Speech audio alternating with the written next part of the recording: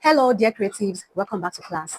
In today's episode, I'm going to show you how to make this beautiful Zara cap. It's actually popularly called Senegalese Zara cap, but I like to call it boning Zara cap. Why? Because of this spiral boning and the details of how the boning goes all around the Zara cap. And I'm also going to show you how to create this beautiful rose or ruffles embellishment at the back to give it the perfect finishing. So let's go into the studio and let me show you exactly how I made this so that you can make one for yourself or for your client as well. All right, these are the materials that you're going to need to make this design. Just a little piece of fabric, and this is raw silk fabric. Some people call this stretchy taffeta, but please ensure that the material that you're going to be using has to be stretchy. Another thing you're going to need is your boning. I will show you the measurement shortly. You will need your macco. I'll show you the measurement shortly. And you're also going to need your 3 inches crinoline. You need your paint, you need your chalk for marking, and then you will need your scissors. And of course, you also need your measuring tape. Obviously, you know that you have to measure your fabric before you cut. So now let's get into the measurement. The length of your fabric is 30 inches long, 30 inches long, and the width of the fabric is going to be 22 inches long. So 30 inches long by 22 inches wide. So the next thing I'm going to do right here is to measure 6 inches from this top part, 6 inches right here.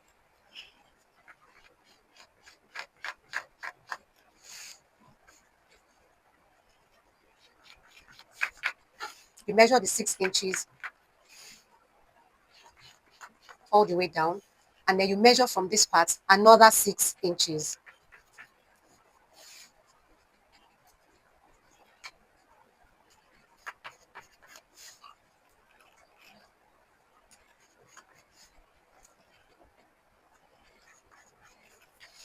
So you have 6 inches here, 6 inches here, and you should have like 10 inches left. If it is more than 10 inches, it's fine. You can just leave it. But as you can see, this is 10 inches left.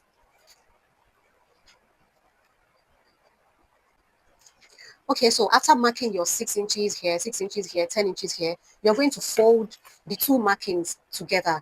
You fold it together. Please, one thing I want you to note is that you are marking this fabric on the wrong side. You are doing your marking on the wrong side. This is the wrong side of my fabric. This is the right side of my fabric. So that when by the time I fold it, I fold these two marking. This is the marking.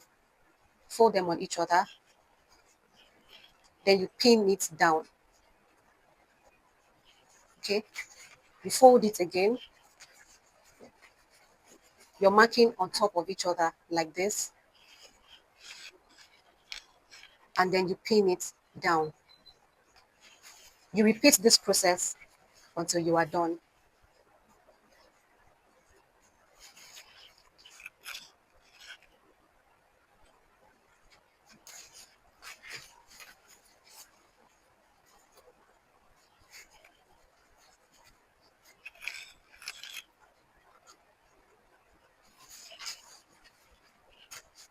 So this is what I have right here. The pin is helping me to identify where my lines are. So I'm going to take this to the sewing machine and then run a straight stitch from here all the way down.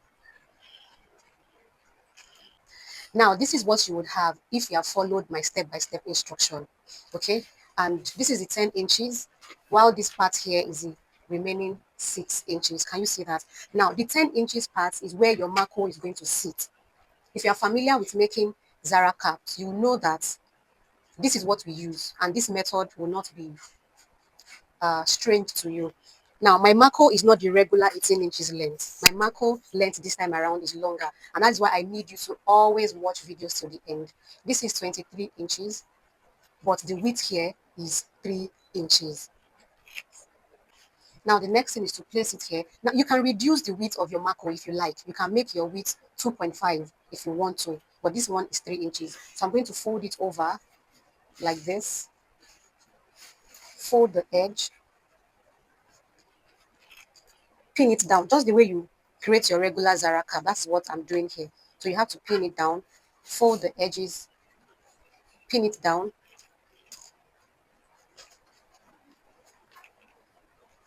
You repeat this process all the way till the end.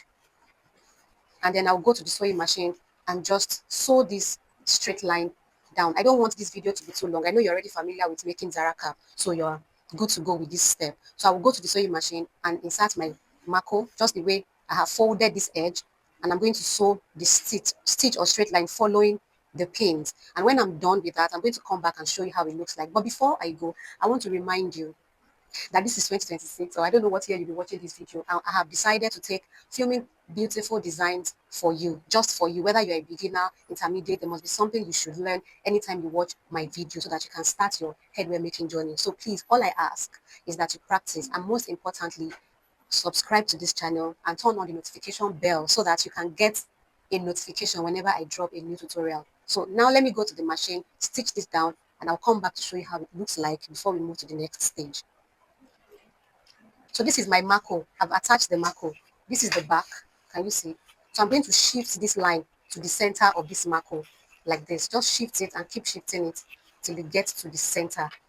So what I'm trying to do now is I'm bringing this part that will have the boning. I'm bringing it to the center of the macco. So you keep shifting it down until it gets to the middle. So this is the middle right here. And this is what we have. Can you see it? So it looks like this. When you're done shifting it to the center, what you want to do is to fold it into two, like this.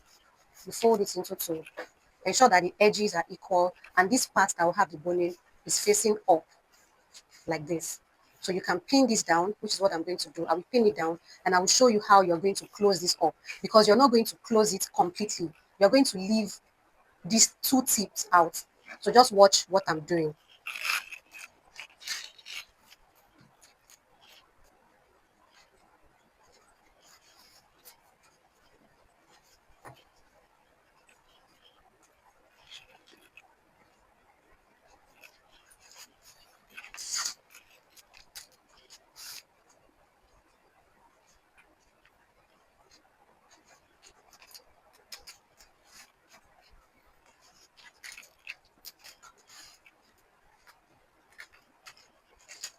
Now, how do you know which part you are going to close?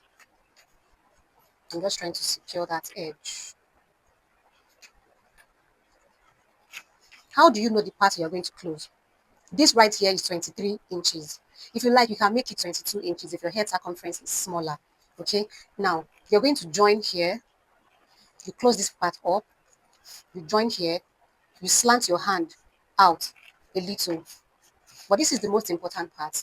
This two opening right here must not be closed. So you are going to stop here. Okay, you stop here, leave this two opening, and then you jump to the back part like this, and then you close it up. I'm going to make this line here so that you can see what I'm trying to say and follow it the way I have mentioned it. For emphasis sake, I'm going to repeat what I said. So you close up here, you use your sewing machine to close it up. You close it up. When you get to the pointy part, these two opening right here, you stop here and then you jump over it all the way down and close it up. So that's what I'm going to do. When I'm done, I'll come back and show you what's next. So this is what I have. Look at this opening right here that I left. So this is where we're going to be inserting our boning. Now it's time for me to gather. I'm going to gather this part here, just from here to here. Please don't gather this part right here. Just go in and out, in and out, in and out, till you get to the end.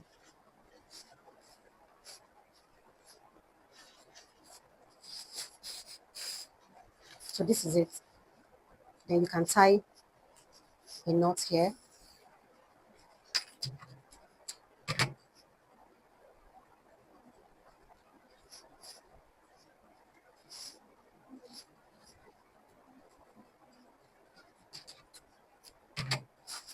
So when you turn this inside out, like I mentioned before, this place, your macro can be 22, it can be 21, depending on your head circumference. So this is the part here where you insert your wording. Sorry, I said wording, your boning. So you insert the boning into this part and then you push it all the way. I forgot to measure the boning, but the boning is 45 inches long. It's 45 inches long, and the width This is half inch width. There's another one that is about quarter inch. You can use that one too. And this is not the sewable boning. This is the plastic boning. So please don't use sewable boning. It's not strong enough for this design. So you will keep passing it into the pipe through that hole.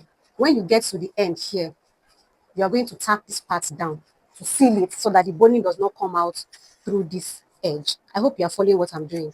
It is important that you get this part because this is where some people make the mistake and then the cap will come out looking funny. So you seal this edge just like I have done. Always ensure to tie your knots down. So I cut this off and then I continue to push. So can you see?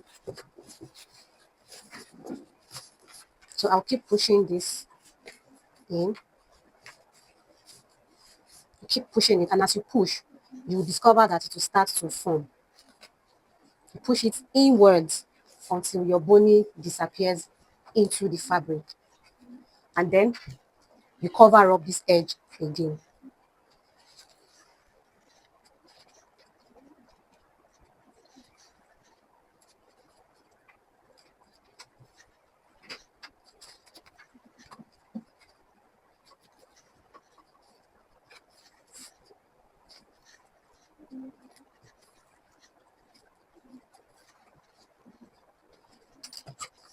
You can adjust it anyhow you want. This cap looks funny. But what you're going to do next is to tack. You can tack this back down. Okay, just tack it down.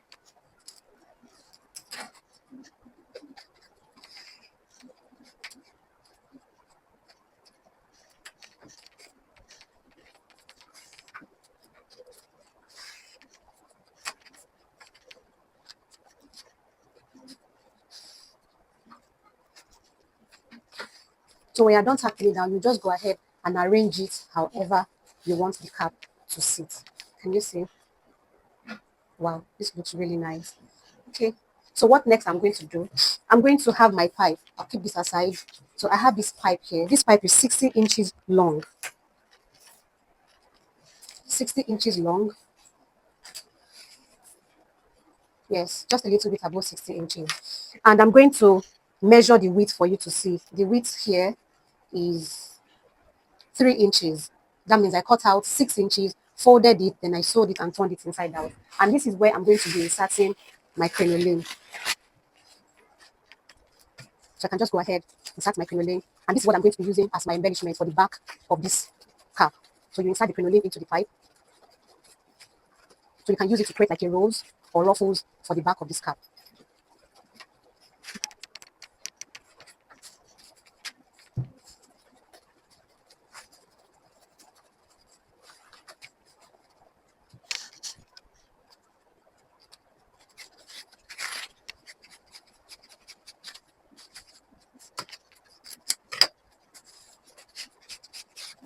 And next thing I'm going to do is to gather this pleats. Pick it from the tip, and I just go inside out, inside out, inside out, all the way down. So this is what I'm going to use to create the embellishments that will cover the back, that will cover the back of this cap right here.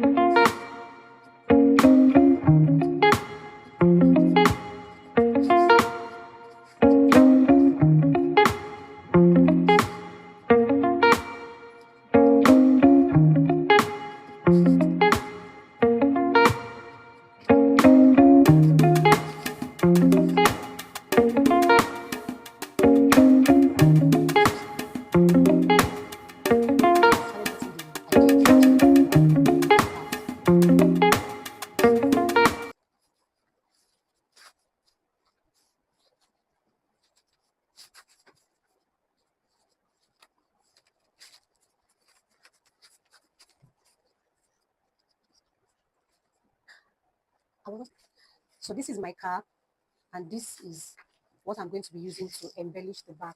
Just cover it like this. So you can make this into a rose. You can make it into a rose like this to cover the back. You can make it into ruffles. Anyone you create is fine.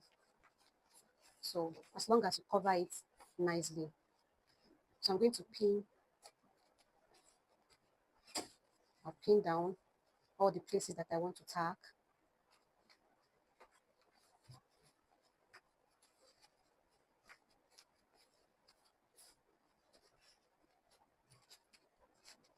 Just ensure that you cover it nicely and beautifully.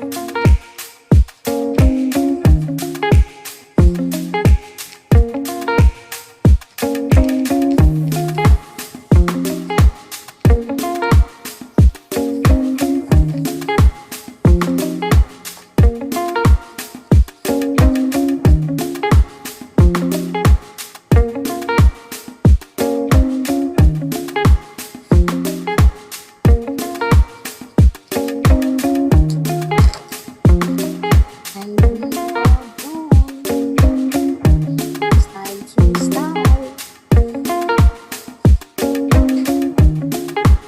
Ẹ bá mi gbé orí bèbí ńlá yẹn wá, that fine one tó ní jewelry lọ́rùn.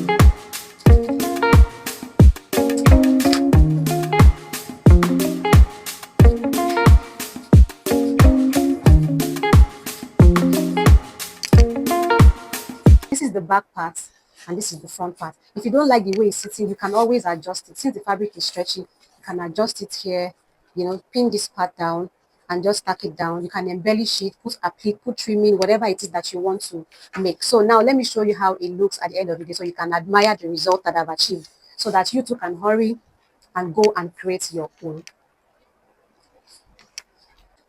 Now look at this gorgeous Senegalese Zara Cap. I like to call it Senegalese Zara Cap, or you can call it Bonin Zara Cap, but whichever one is fine. And I also want to say that the formation of this boning part here does not have to be exactly like mine. It depends on how you form it, and that is the beauty. You can take any shape, any curve, any dimension, and that is what makes it beautiful and unique. So if you have any question, you can drop in the comments, and please don't forget to subscribe. Look at how beautiful this is. I'm sure you want to see more beautiful and exciting tutorial like that you can make for yourself or for your clients. Thank you so much for joining in. I will see you in my next video. My name is Adiola. Bye for now.